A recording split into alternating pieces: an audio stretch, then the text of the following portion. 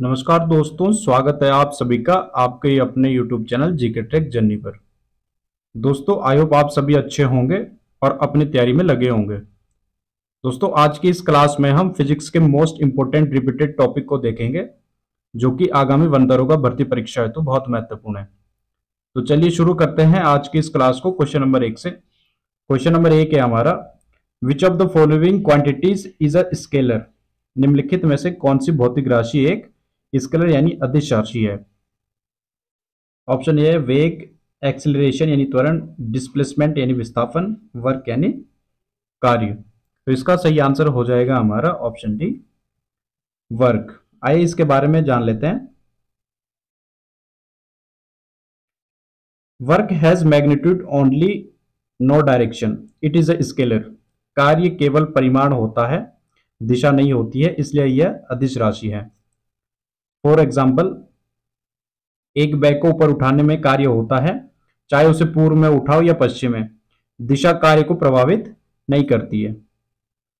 चलिए next question पे चलते हैं, क्वेश्चन नंबर 2 पर। क्वेश्चन नंबर 2 है हमारा, which phenomenon cause the formation of rainbow.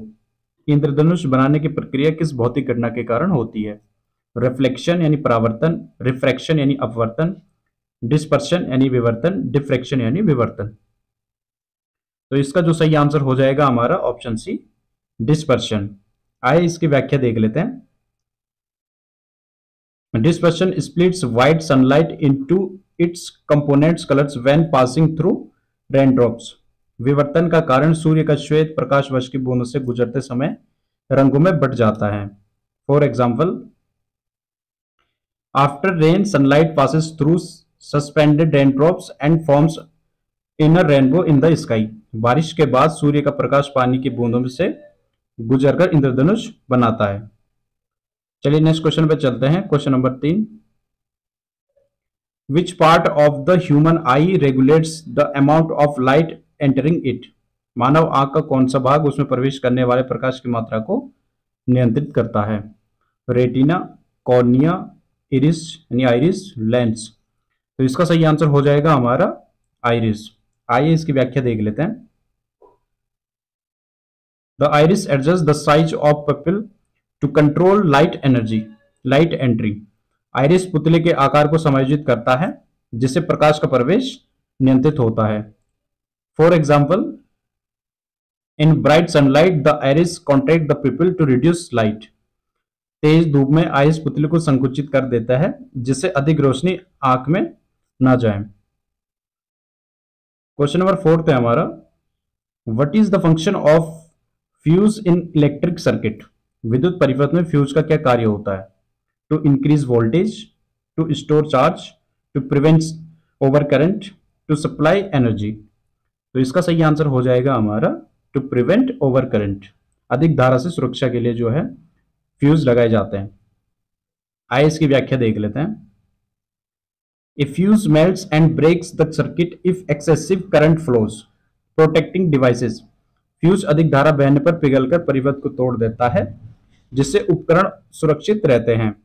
For example, if a short circuit occurs in a home, the fuse melts and cuts off electricity to prevent damage. घर में short circuit होने पर fuse पिघल जाता है और विद्युत आपूर्ति बंद हो जाती है। चलिए नेक्स्ट क्वेश्चन पे चलते हैं।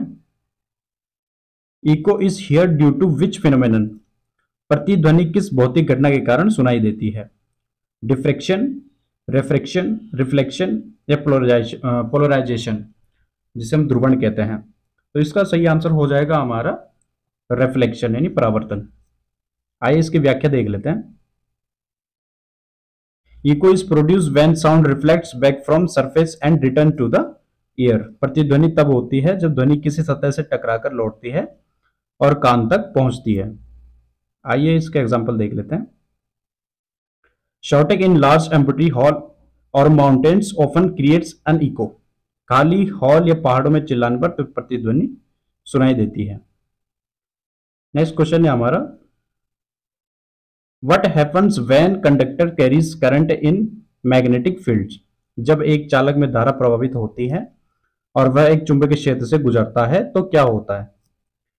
इट हीट्स अप या गर्म हो जाता है। It produce a magnetic field या एक चुंबकीय क्षेत्र उत्पन्न करता है। ए फोर्स एक्ट्स ऑन इट, उस पर बल लगता है। इट इट स्टॉप्स करंट या धारा को रोक देता है। तो इसका जो सही आंसर हो जाएगा हमारा option C, a force acts on it, उस पर बल लगता है। आइए इसकी व्याख्या देख लेते हैं। A current carrying conductor in a magnetic field experiences a force known as the Lorentz force। चुंबकीय क्षेत्र में धारा प्रवाहित करने वाला चालक पर एक बल लगता है जिसे लॉरेंस बल कहा जाता है। For example, in electric motors this force is used to produce motion. Electric मोटरों में इसी बल का उपयोग गति उत्पन्न करने के लिए किया जाता है। चलिए नेक्स्ट क्वेश्चन पे चलते हैं। Question number 7, the magnetic field inside a solenoid is. एक सोलेनॉइड के अंदर चुंबकीय क्षेत्र कैसा होता है? नॉन यूनिफॉर्म यानी विषम, यूनिफॉर्म समान, जीरो शून्य, इन्फिनिट यानी अनंत। तो इसका सही आंसर हो जाएगा हमारा यूनिफॉर्म यानी समान। आइए इसकी व्याख्या देख लेते हैं। Inside solenoid the magnetic field is uniform and parallel to the axis. Solenoid के अंदर चुंबकीय क्षेत्र समान और धुरी के समानांतर होता है। For example, solenoids are used to create a strong and uniform magnetic field in devices like electromagnets। चलिए नेक्स्ट क्वेश्चन पे चलते हैं। Question number 8, the phenomenon of light bending while passing from one medium to another is called। जब प्रकाश एक माध्यम से दूसरे माध्यम में प्रवेश करता है और मुड़ता है, इसे क्या कहा जाता है? डिफ्रैक्शन, रिफ्लेक्शन, रिफ्रैक्शन या पोलराइजेशन। तो इसका सही आंसर हो जाएगा हमारा रिफ्रैक्शन। आइए इसकी व्याख्या देख लेते हैं। Refraction occurs when light passes from one medium to another changing speed and direction। अपवर्तन तब होता है जब प्रकाश एक माध्यम से दूसरे में प्रवेश करता है और उसकी गति और दिशा बदल जाती है। For example, A straw appears bent when placed in glass of water due to refraction। एक गिलास पानी में डाली गई स्ट्रॉ अपवर्तन के कारण मुड़ी हुई प्रतीत होती है या दिखाई देती है।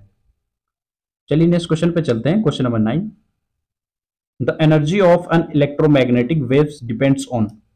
एक विद्युत चुंबकीय तरंग की ऊर्जा किस पर निर्भर करती है? एम्पलीट्यूड यानी आयाम, फ्रीक्वेंसी आवृत्ति, स्पीड गति, वेवलेंथ यानी तरंगदैर्ध्य। तो इसका जो सही आंसर हो जाएगा हमारा फ्रीक्वेंसी। आइए इसके बारे में जान लेते हैं। The energy of an electromagnetic wave is directly proportional to its frequency।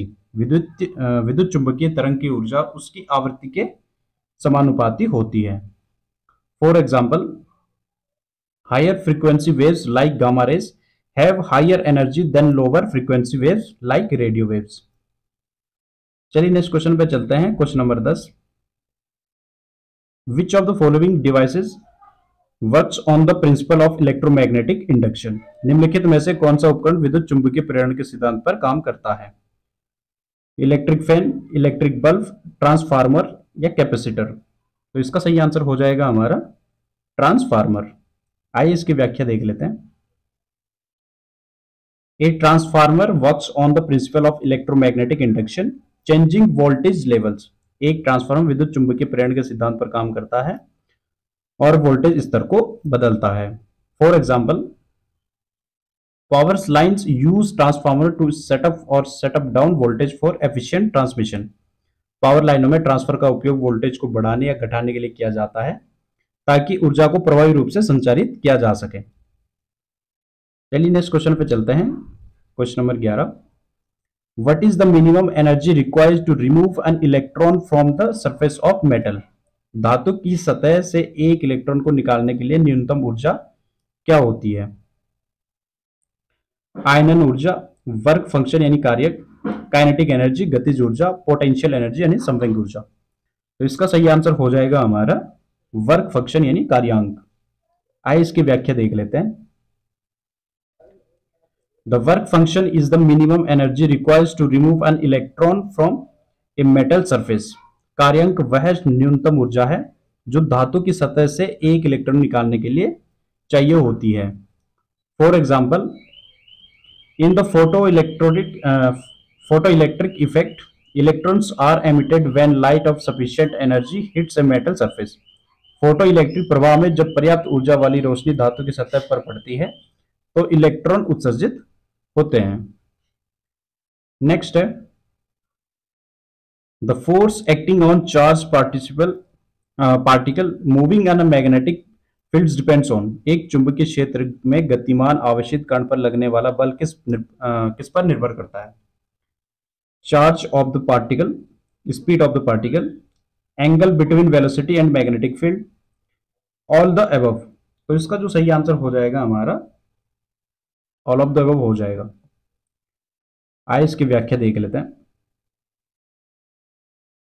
The magnetic force on a charge particle depends on the charge, speed and angle of motion relative to the magnetic field.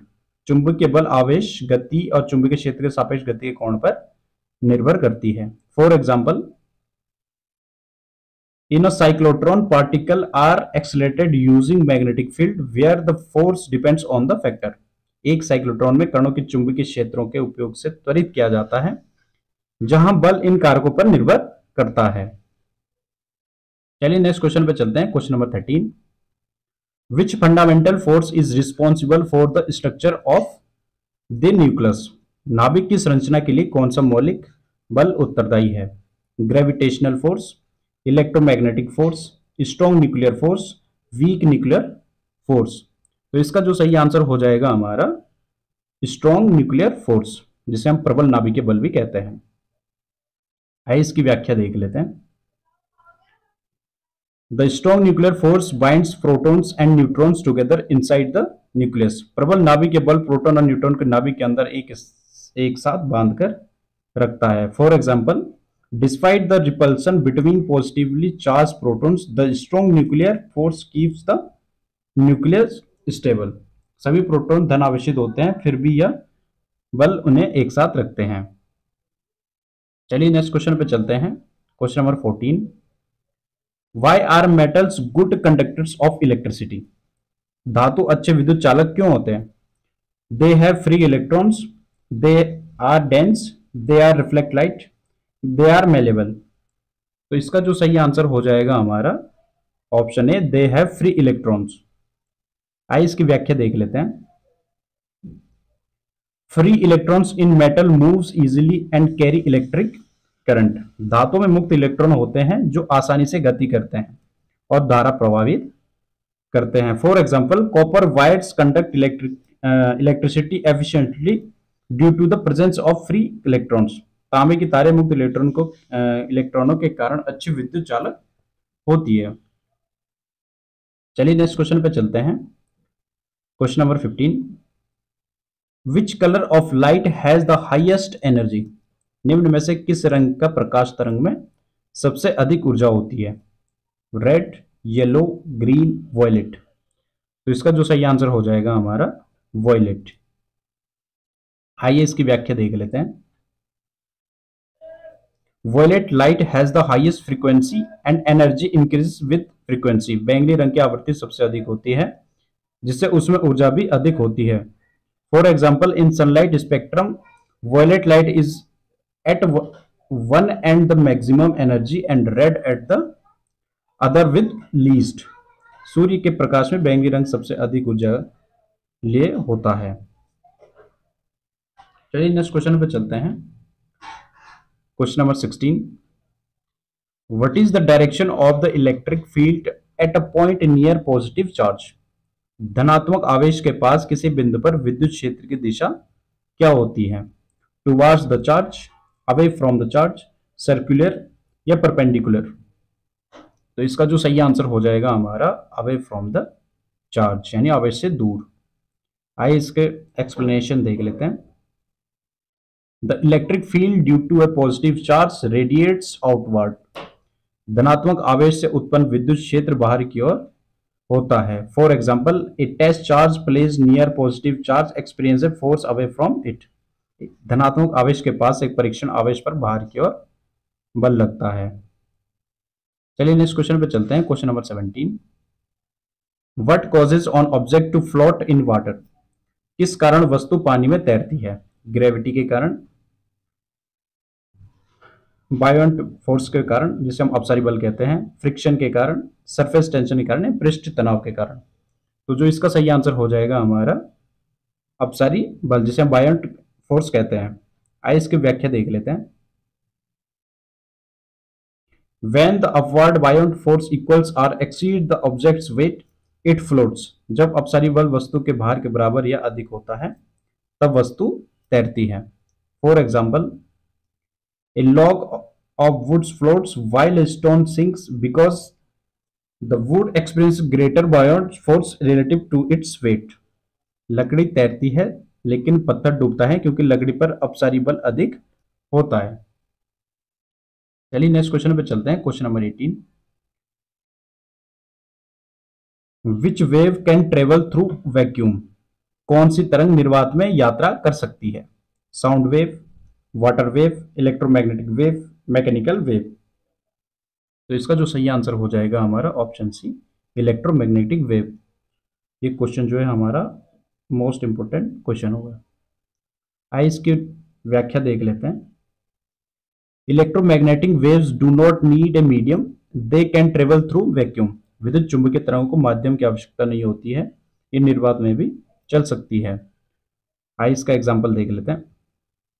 Sunlight reach earth through the vacuum of space and electromagnetic wave. सूरज की रोशनी निर्वात से पृथ्वी तक पहुंचती है।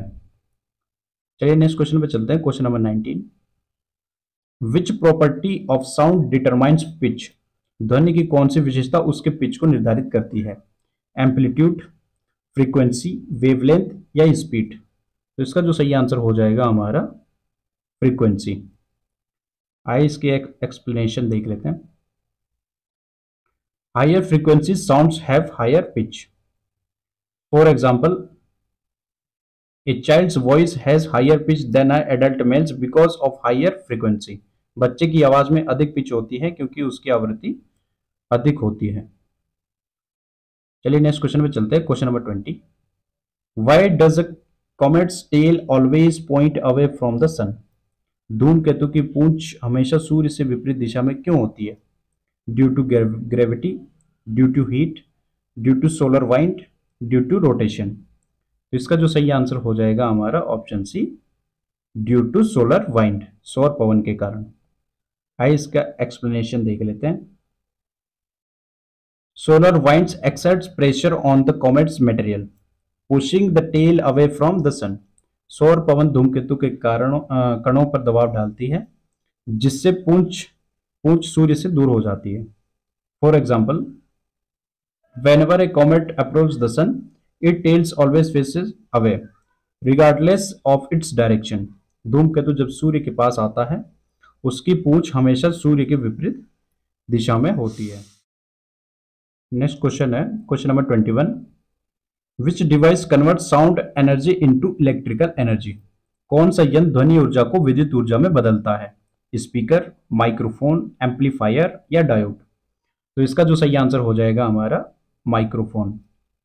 आइए इसकी व्याख्या देख लेते हैं। Microphones convert sound vibration into electric signals. Microphone ध्वनि तरंगों को विद्युत संकेतों में बदलते हैं। For example, in a mobile phone your voice is captured by microphone and converted to signal. Mobile phone में आपकी आवाज जो है माइक्रोफोन द्वारा विद्युत संकेत में बदल दी जाती है। चलिए नेक्स्ट क्वेश्चन पे चलते हैं। Question number 22, which of these is an example of resonance? निम्न में से कौन अनुनाद यानी रेजोनेंस का उदाहरण है? इको, प्रतिध्वनि, breaking of glass by singer's voice, गायक की आवाज से कांच टूटना, लाइट रिफ्लेक्शन, प्रकाश परावर्तन, हीट कंडक्शन, ऊष्मा संचरण। तो इसका जो सही आंसर हो जाएगा हमारा option B, breaking of glass by singer's voice. आइए इसकी व्याख्या देख लेते हैं। When the natural frequency of glass matches the sound frequency, resonance occurs and can break the glass. जब कांच की प्राकृतिक आवृत्ति और ध्वनि की आवृत्ति मेल खाती है तो अनुनाद होता है जिससे कांच टूट सकता है। फॉर एग्जाम्पल, उच्च स्वर में गाना कांच के कंपन में लाकर उसे फोड़ सकता है। चलिए नेक्स्ट क्वेश्चन पे चलते हैं।